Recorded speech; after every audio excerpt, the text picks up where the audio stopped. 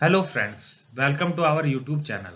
तो आज का हम इस वीडियो में आर्टिकल अनुच्छेद के बारे में पढ़ेंगे और वीडियो के एंड में हमने कुछ एमसीक्यू क्वेश्चन भी रखे हैं आर्टिकल से रिलेटेड, वो भी हम करेंगे। तो चलिए स्टार्ट करते हैं। सबसे पहले है अनुच्छेद 1। अनुच्छेद 1 जो है संघ का नाम और राज्य से संबंधित है। नेक्स्ट है अनुच्छेद 6। अनुच्छेद 6 जो है भारत आने वालों को नागरिकता, मतलब कोई भी देश से यदि कोई भारत में आ रहा है तो उनको जो नागरिकता दी जाती है वह अनुच्छेद 6 के अंतर्गत आती है। अनुच्छेद 7। अनुच्छेद 7 जो है पाकिस्तान जाने वालों को नागरिकता। अनुच्छेद 14। अनुच्छेद 14 में जो है विधि के समक्ष समानता, मतलब अनुच्छेद 14 जो मतलब जो है हमारे जो विधि में जो दिया गया है उसके समक्ष उनको क्या करते हैं, उनको समान, सभी को समान माना गया है, मतलब उसी में कॉन्स्टिट्यूशन में सभी को समान माना गया है।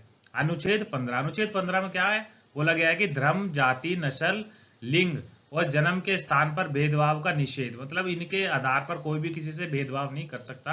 वह आर्टिकल 15 में, मतलब अनुच्छेद 15 में बोला गया है। अनुच्छेद 17। अनुच्छेद 17 में अस्पृश्यता का अंत, मतलब अनटचेबिलिटी को खत्म कर दिया गया है अनुच्छेद 17 के अकॉर्डिंग।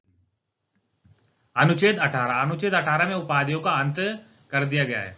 अनुच्छेद 19। अनुच्छेद 19 में 6 तरह की स्वतंत्रता हमें दी गई है। 6 तरह की स्वतंत्रताएं में इसमें बोलने की स्वतंत्रता, शांतिपूर्वक कहीं भी एकत्रित होने की स्वतंत्रता, संघ बनाने की स्वतंत्रता है, देश के किसी भी क्षेत्र में आवागमन, मतलब इधर उधर जाने की स्वतंत्रता है, कोई भी व्यापार और जीविका चलाने की स्वतंत्रता है, और कहीं भी निवास करने की स्वतंत्रता है, और जम्मू कश्मीर को छोड़ के।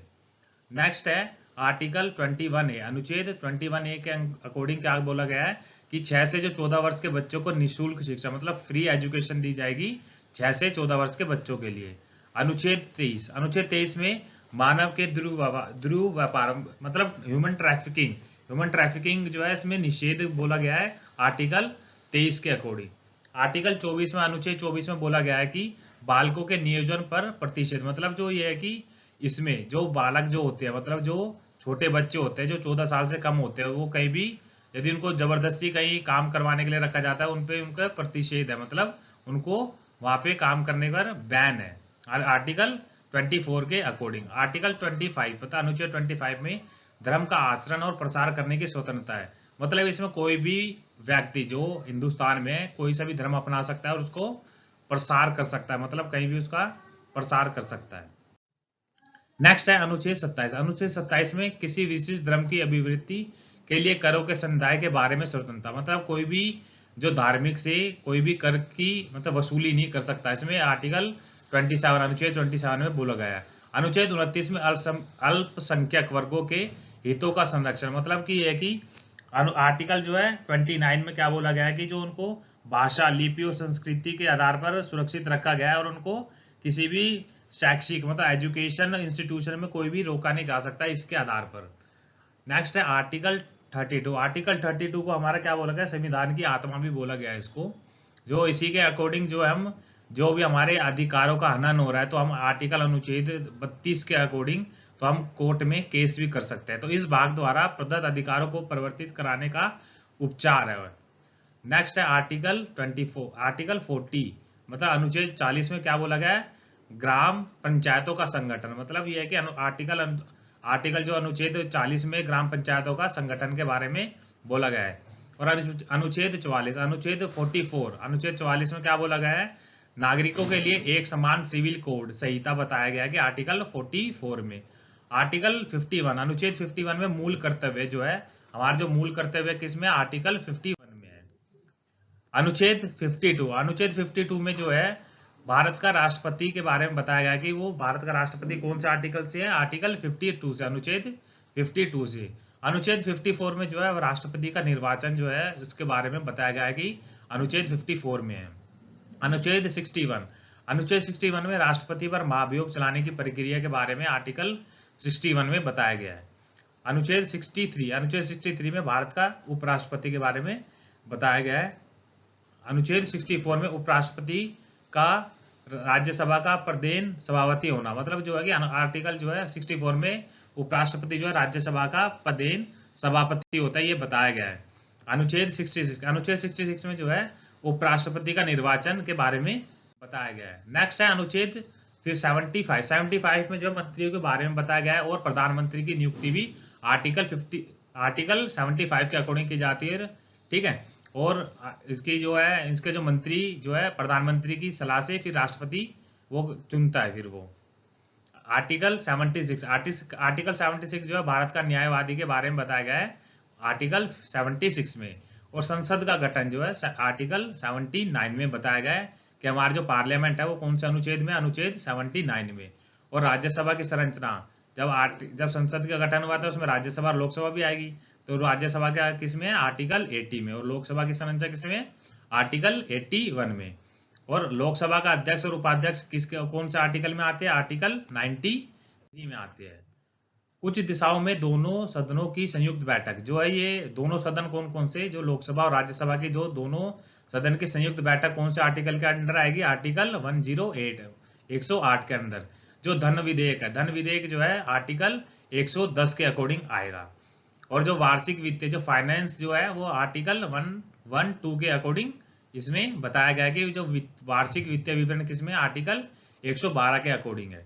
अनुच्छेद 123 में क्या बोला गया है कि संसद के विश्रांति काल में अध्यादेश, मतलब जो राष्ट्रपति जो अध्यादेश लागू करता है वो आर्टिकल 123 में है। और आर्टिकल 124 में क्या है, उच्चतम न्यायालय की स्थापना और गठन। उच्चतम न्यायालय का मतलब यह है कि सुप्रीम कोर्ट की जो एस्टेब्लिशमेंट है और गठन जो है, मतलब उसका आर्टिकल 124 में बताया गया है। आर्टिकल जो है 143 में, आर्टिकल 143 में क्या बताया कि जो राष्ट्रपति को यदि कुछ परामर्श करना हो, कुछ गाइडेंस लेनी है, तो वो सुप्रीम कोर्ट के जजेस से ले सकता है, सुप्रीम कोर्ट से ले सकता है। आर्टिकल 143 में बताया गया है। तो अब हम इसके क्वेश्चन के बारे में करेंगे जो हमने पढ़ा है। तो सबसे पहला क्वेश्चन है हमारा, संविधान के अनुच्छेद 1 में भारत को क्या कहा गया है। भारत को क्या कहा है, परिसंघ, महासंघ, परिसंघ, प्रबल एकात्मक अधिकार के साथ है राज्यों का संघ। जो हमने पढ़ा है कि अनुच्छेद 1 जो है राज्यों के संघ से रिलेटेड था, तो इसका ऑप्शन डी आंसर है। जो भारत के जो संविधान का नियम के कौन सा अनुच्छेद अस्पृश्यता मतलब अनटचेबिलिटी को खत्म करता है, मतलब वो कौन सा आर्टिकल है, आर्टिकल 15, आर्टिकल 17, आर्टिकल 17 या आर्टिकल 16 या आर्टिकल 18। तो आर्टिकल 17 के अकॉर्डिंग जो है हमारा अस्पृश्यता को खत्म कर दिया गया है। अब ये नेक्स्ट क्वेश्चन है जो इसमें कह रहे हैं कि किस अनुच्छेद के अंतर भाषण एवं अभिव्यक्ति, मतलब जो स्वतंत्रता, हमने 6 प्रकार की स्वतंत्रता बताई थी, आर्टिकल 19 में जो है 6 प्रकार की स्वतंत्रता है, तो उसी के अकॉर्डिंग जो है हमारे भाषण एवं अभिव्यक्ति की स्वतंत्रता भी उसी में आती है। भारतीय संविधान के किस अनुच्छेद में अल्पसंख्यकों के हितों के संरक्षण की व्यवस्था है। हमने पढ़ा था आर्टिकल 29 के अकॉर्डिंग जो है अल्पसंख्यकों के हितों की संरक्षण की व्यवस्था है। कौन सा अनुच्छेद के अंतर्गत भारत को सर्वोच्च न्यायालय नागरिकों के मौलिक अधिकारों की रक्षा करता है। कौन से मौलिक अधिकारों की रक्षा करता है, हमने बताया था कि आर्टिकल 32 के अकॉर्डिंग यदि हमारे मौलिक अधिकार को हनन हो रहा है तो हम कोई से भी न्यायालय, सर्वोच्च न्यायालय, हाई कोर्ट में किसी में भी हम अपील दायर कर सकते हैं, आर्टिकल 32 के अकॉर्डिंग। नेक्स्ट है, भारतीय संविधान का कौन सा अनुच्छेद राज्य सरकारों को ग्राम पंचायत के गठन का निर्देश देता है, तो आर्टिकल 40 के अकॉर्डिंग जो है ये इसका आंसर है, आर्टिकल 40। नेक्स्ट है, लोकसभा एवं राज्यसभा के संयुक्त अधिवेशन। मैंने बताया था कि दोनों अधिवेशन जो है लोकसभा राज्यसभा, तो अनुच्छेद कौन सा था, वो आर्टिकल 108, अनुच्छेद 108 के अकॉर्डिंग, तो उसका ऑप्शन बी राइट है। नेक्स्ट है, संविधान के किस अनुच्छेद में धन विधेयक, धन विधेयक मैंने बताया था कि आर्टिकल 110 मतलब 110 में है, ऑप्शन सी इसका आंसर है। नेक्स्ट है, राष्ट्रपति सर्वोच्च न्यायालय से संविधान के किस अनुच्छेद के परामर्श मतलब किससे गाइडेंस ले सकता है, सर्वोच्च न्यायालय से, और कौन सा आर्टिकल में था, वो आर्टिकल 143 में।